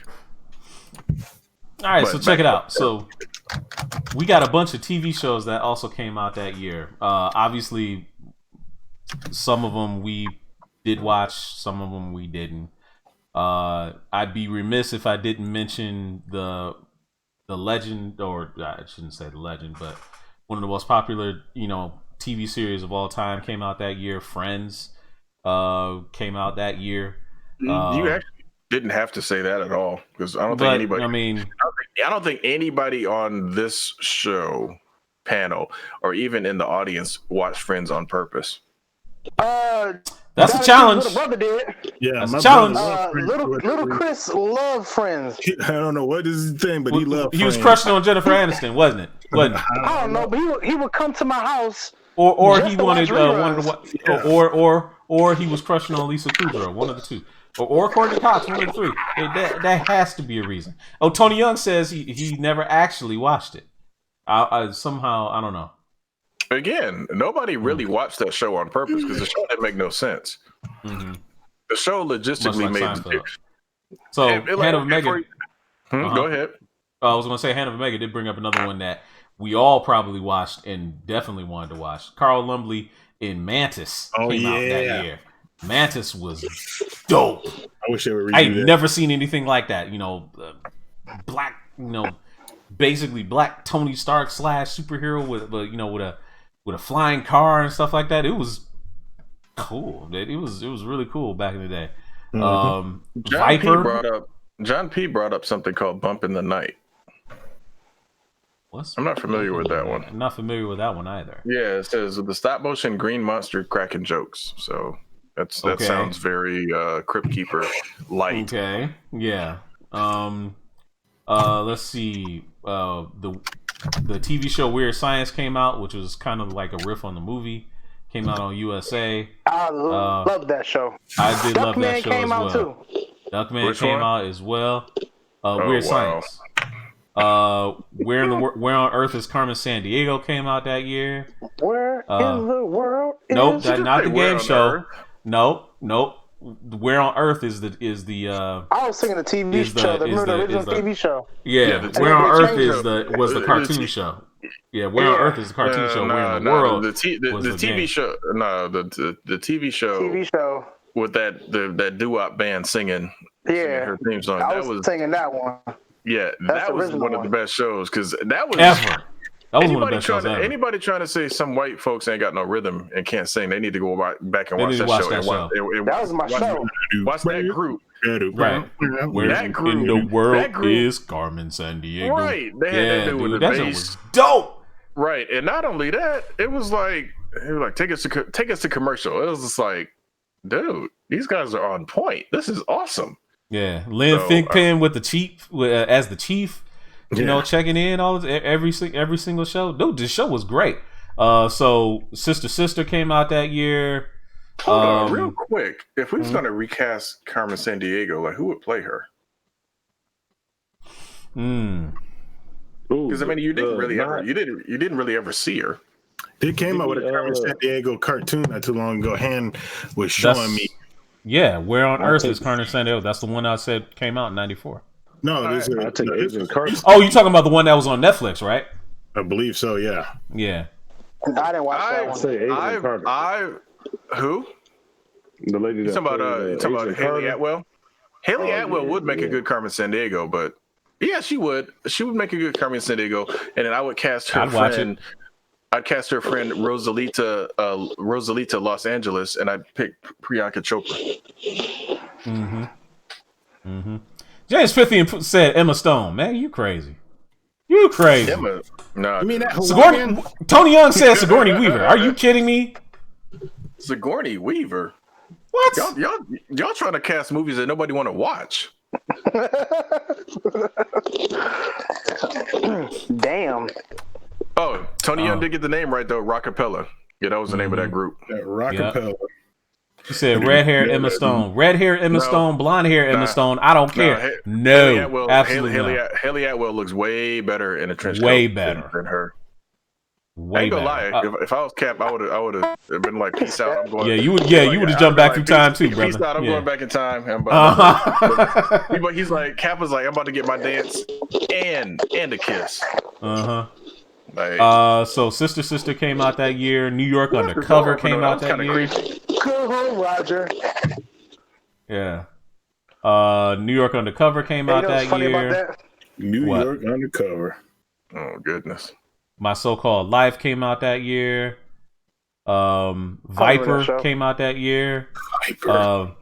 Check it out. So Super Nerd probably was watching this show every week. The alternative to Power Rangers, first time it came out, VR Troopers came out that year. Right. Yeah, I know this dude was watching it. That song's better than Power Ranger song. Get with the carrot. Nobody say. Oh, whoa, fam. Okay. You're doing too much. Slow down. Put your chocolate milk down, sir. You're doing too much. And listen to that bass line. It's way better. This is about as bad as Big Bad Beetleborgs. No, Big Bad Beetleborgs is terrible. That was terrible. Are you kidding me? That was terrible. It was terrible. That was terrible, dude. Oh, goofy. I hated Big Bad Beetleborgs. It was terrible. It was terrible. It's terrible. James is asking when did Spawn come out? The animated series? The animated series? That was like probably either anime. 92, 93? Yeah. No. Maybe 93? Nah, no, hold on. No. I'm about to look it up because I think it came around. Hold on. It had to have been 91. No, not Spawn. No, I don't think it was that early. Nah. I don't think it was Well, that wait, early. the movie? You talking about the movie, right?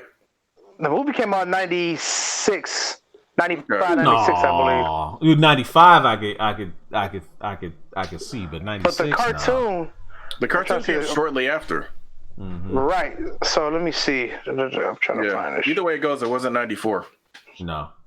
Yeah. Let's see. Earth 2 came out that year. The Secret World of Alex Mack came out that year. So did My Brother and Me, both on Nickelodeon. Yes, I did watch that. Both of those. Yeah, my cousin. Hey, Y'all was some Nickelodeon kids, man. Yeah, he was. Yeah, he I was. Yes, I was. ER came out that year. Actually, fuck that ER. I'm about to see that shit one more damn time. So you trapped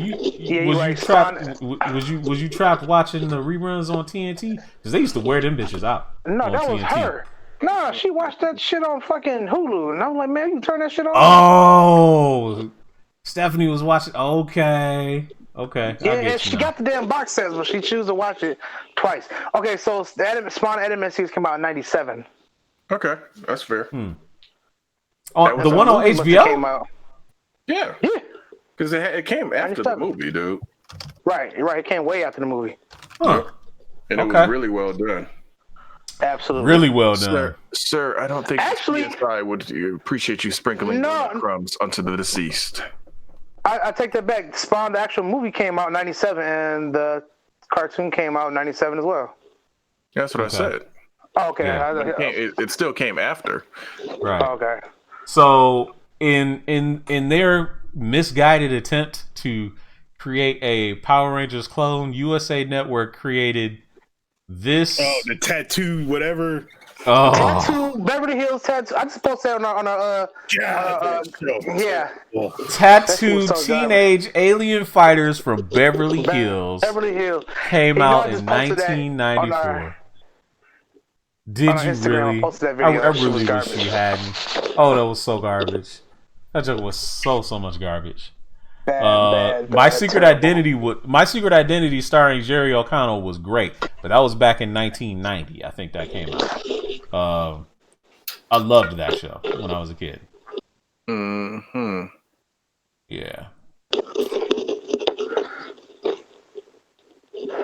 So some made for TV movies. Here's some made for TV movies that came out in 1994. Knight Rider 2010. Where they turned Kid into that red I remember that red Mustang that was like also a hydroplane or something like that. You could do a hydroplane or some stuff like that. The Stand, Stephen King's The Stand, the original miniseries came out in 1994. That's the only other ones I could think of that was of any real note for us anyway. Let's see. First year that Fresh Prince of Bel-Air entered syndication. Same thing for 90210. Star Trek: The Next Generation ended that year in 1994, which was pretty cool, seeing as how they got their movie later on that year. Clarissa Explains It All ended that year. Tony Young is asking, did Generation X drop in 94? I don't see Generation X anywhere on this list. I think it came out in 93. Generation No, wait, no, maybe 96. I'm sorry. It was 96. Generation X was 96. Mm-hmm. Yep, 1996. Man, that was so disappointing. Everything about that entire production was so disappointing. Saved by the Bell, the college years ended at that 94. It did. Followed up by that movie that they had where Zach and Kelly got married.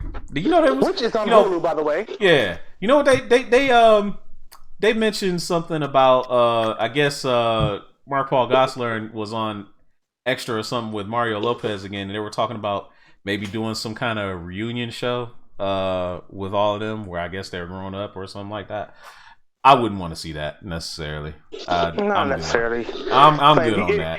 If you still scamming people in your fucking 40s, you know, if they did something where Zach realized just how trash he was back in the day. Right. Hold on. Y'all put a lot of hate on Zach that he doesn't deserve. Zach was my dude back in the day, though, man. He's my guy, bro. He was my dude. Zach is still my dude right now. Y'all fair weather fans, man. Zach Morris all the way. Zach Morris for president, damn it. Zach Morris for president. He do a better job than that fool. We got a Zach Morris in office already. Right. No. He ain't nothing cool. Yeah, no, there ain't nothing cool about 45. Zach Morris, Zach Morris had a heart, man. He just did some dirty stuff on the surface. But Zach Morris, here's the funny thing: if Zach Morris really devoted more of his time to not being a slacker and really was devoted more of his genius, because some of the stuff he did was genius. Yeah, devoted more. He could have actually been a great humanitarian. But Zach Morris was a selfish person, so there's nothing wrong with that. Zach Morris for president. Yeah, that's funny. I can get behind that. But anyway, yeah, that was 1994. A lot of stuff happened in 1994. I think that we all remember. I mean, obviously, wrestling was like starting to. I think wasn't wrestling at a very weird stage where it was like Wrestling had morphing the into Undertaker, the that's all I needed. Yeah, it was like starting to morph into the Attitude Era in 1994. It was And like they got rid of Doink the Clown. Attitude Era didn't start near that. The Attitude Era started closer to 97. I said it was, but it was starting to morph into it a little bit. No. No. Attitude Era didn't start until Stone Cold, The Rock, and Triple H all kind of became their own thing. It's the truth. Because The Rock didn't come in as The Rock. He came in as a Rocky Maivia. Right. Oh, wait, should I make it sure how it go? Remember we should play the wrestling game? Do it. He said, Rocky Maivia. Hey, every time, what game was that? Because every time he would do that rock bottom, he would say that shit all the freaking time. I'm like, shut up. I think that was one of the greatest games ever made. Was at WrestleMania 2000 for the GameCube. Goodness. Yeah. But that game. Oh my goodness, that game. I might still have that somewhere. Possibly. I used to get pissed when he do that damn move. And just say it. He would say it just constantly. I'm like, oh my god. Well, the Rock will go down as one of the greatest of all time. All time. The best wrestler, but he was a great personality though. Yeah, that was that terrible, whatever that terrible PlayStation wrestling game was. But yeah, whenever he get a hold of somebody, Rocky Maivia.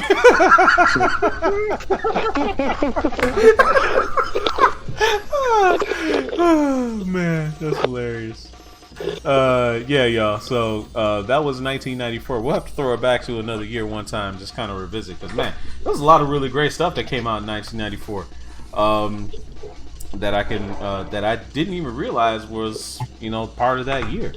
That was a great year. That was a really great year. What did you guys say? That's what you get for being so young. You were only like 2 years older than me, man. So Hey, I'm still older than you though, man. Oh, he putting that Andrew shit on you. What's that got to do with it?